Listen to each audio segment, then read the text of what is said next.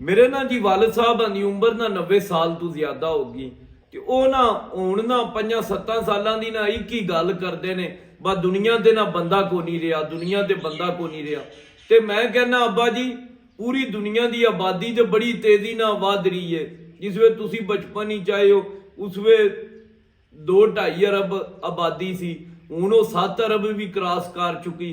तुसी किस तरह कहंदे हो ਉਹ ਨਾ ਫਿਰ ਇੱਕ ਗੱਲ ਨਾ ਮੈਂ ਆਪਣੇ ਬਾਬਾ ਅਰਸੇ ਤੋਂ ਲੇਕਿਨ ਉਹਦੀ ਸਮਝ ਮੈਨੂੰ ਹੁਣ ਆਈ ਹੈ।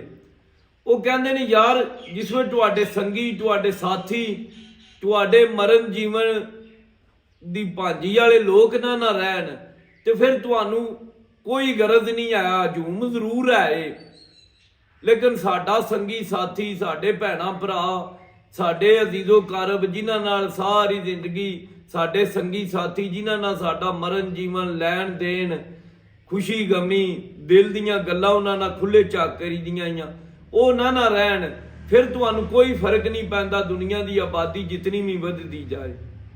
ਇਸ ਗੱਲੇ ਮੈਂ ਨਾ ਮੇਰੇ 2-3 ਦੋਸਤ ਨਾ ਫੌਤ ਹੋ ਗਏ ਨੇ। ਇਹ ਚੀਜ਼ਾਂ ਦਾ ਨਾ ਅਹਿਸਾਸ ਮੈਨੂੰ ਉਸ ਵੇਲੇ ਹੋਇਆ। ਉਹਨਾਂ ਦੇ ਦੂਜੇ ਭਰਾ ਵੀ ਹੈ ਨੇ, ਉਹਨਾਂ ਦੀ ਬਰਾਦਰੀ ਵੀ ਹੈ, ਉਹਨਾਂ ਦਾ ਪਿੰਡ ਵੀ ਹੱਸਦਾ ਵਸਦਾ। ਲੇਕਿਨ ਮੈਂ ਹਲਫਨ ਕਹਿ ਰਿਹਾ ਬਾ ਉੱਥੇ ਜਾਣ ਤੇ ਰੂਹ ਹੀ ਨਹੀਂ ਮੰਨਦਾ, ਦਿਲ ਹੀ ਜ਼ਮੀਰ ਹੀ ਨਹੀਂ ਮੰਨਦਾ। ਇੰਝ ਅਜੀਬ ਜੀ ਉਸ ਪਿੰਡ ਹੀ ਚੋਂ ਲੰਘੀਏ ਨਾ ਤੇ ਇੰਝ ਤੁਹਾਡੇ ਨਾ ਦਿਲ ਤੇ ਅਜੀਬ ਜੀ ਤੁਹਾਡੇ ਜ਼ਿਹਨ ਤੇ ਨਾ ਕਪਕਪੀ ਤਾਰੀ ਹੋ ਜਾਂਦੀ।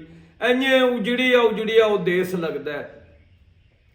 ਉਸ ਵੇਲੇ ਮੈਨੂੰ ਹੁਣੇ ਗੱਲ ਸਮਝ ਆਈਏ ਬਾ ਬਜ਼ੁਰਗ ਜਿਹੜੀ ਗੱਲ ਕਰਦੇ ਨੇ ਨਾ ਉਹ ਵਾਕਿਆ ਹੀ ਹਕੀਕਤ ਹੈ।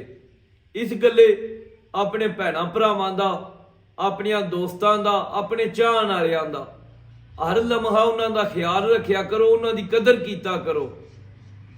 ਇਹ ਕੋਈ ਪਤਾ ਨਹੀਂ ਮੈਂ ਪਹਿਲਾਂ ਜਾਣਾ ਹੈ ਜਾਂ ਸਾਡੇ ਕਿਸੇ ਦੋਸਤ ਪਹਿਲਾਂ ਜਾਣਾ ਹੈ, ਲੇਕਿਨ ਜ਼ਿੰਦਗੀ 'ਚ ਗੁਜ਼ਰੇ ਹਰ ਲਮਹਾ ਇੰਝ ਹੀ ਗੁਜ਼ਾਰੋ ਬਜਕਣੇ ਸਾਡਾ ਅੱਜ ਆਖਰੀ ਦਿਨ ਨੇ। ਤੇ ਹਰ ਵੇਲੇ ਆਪਣੀਆਂ ਭੈਣਾਂ ਭਰਾਵਾਂ ਆਪਣੀਆਂ ਦੋਸਤਾਂ ਅਜ਼ੀਜ਼ੋ ਕਰਬ ਆਪਣੇ ਚਾਹਣ ਵਾਲਿਆਂ ਨਾਲ ਰਾਬਤੇ 'ਚ ਰਵਿਆ ਕਰੋ, ਉਹਨਾਂ ਦੀ ਕਦਰ ਕਰੋ। ਬਜਾਏ ਇਹਦੇ ਫਿਰ ਬਾਅਦ ਹੀ ਜੇ ਸਟੇਟਸ ਲਾਉਂਦੇ ਹੋ ਟੁਰ ਗਏ ਯਾਰ ਮੁਹੱਬਤਾਂ ਵਾਲੇ ਲੈ ਗਏ ਨਾਲ ਹੀ ਹਾਸੇ। ਉਹ ਜੀਂਦਿਆਂ ਉਹਨਾਂ ਦੀ ਕਦਰ ਕਰੋ, ਉਹਨਾਂ ਨਾਲ ਗੁਜ਼ਰੇ ਲਮਹੇ ਉਹਨਾਂ ਨਾਲ ਗੁਜ਼ਰਿਆ ਟਾਈਮ ਉਹਨਾਂ ਦੀਆਂ ਯਾਦਾਂ ਇਹਨਾਂ ਚੀਜ਼ਾਂ ਨੂੰ ਨਾ ਖੁੱਲ ਕੇ ਇੰਜੋਏ ਕਰੋ। ਬਜਾਏ ਇਹਦੇ ਤੂੰ ਕੋ ਅੱਲਾ ਨਾ ਕਰੇ ਕੋ ਅਨਹੋਣੀ ਹੋ ਜੇ ਉਹਦੇ ਤੋਂ ਪਹਿਲਾਂ ਇਹਨਾਂ ਰਿਸ਼ਤਿਆਂ ਦਾ ਕਦਰ ਕਰੋ।